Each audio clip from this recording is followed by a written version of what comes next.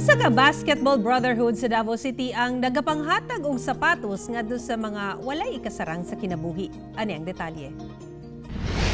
Usa lang si Jonathan Ote sa mga nahatagan og sapatos sa grupong Shots Elite, usa ka basketball team sa Davao City. Perting lipayan niya tungod sa iyang kinabuhi, karon pa lang siya nakaangkon og sapatos. Dako na kuno kinintabang kaniya aron magamit sa iyang trabaho. Daghang kayong salamat sa naghatag sa sapatos, at least na nakoy magamit sa kong trabaho. Dili para sa una nga sige ra ko panghiram.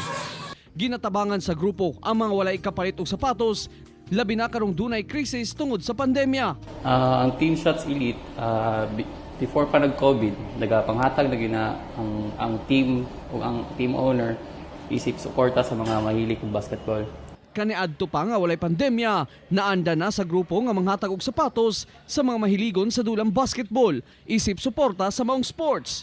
Bisan gibawal una ang contact sports sama sa basketball, gipadayon gyapon nila ang paghatag og sapatos, labi na ang mga apektado sa pandemic. Karon na ni COVID, padayon niya po ng panghatag na nagapangita deserving na padawat sa mga sapatos labaw na karon sa pandemya. Ako, si Real Soroche para sa One Mindanao.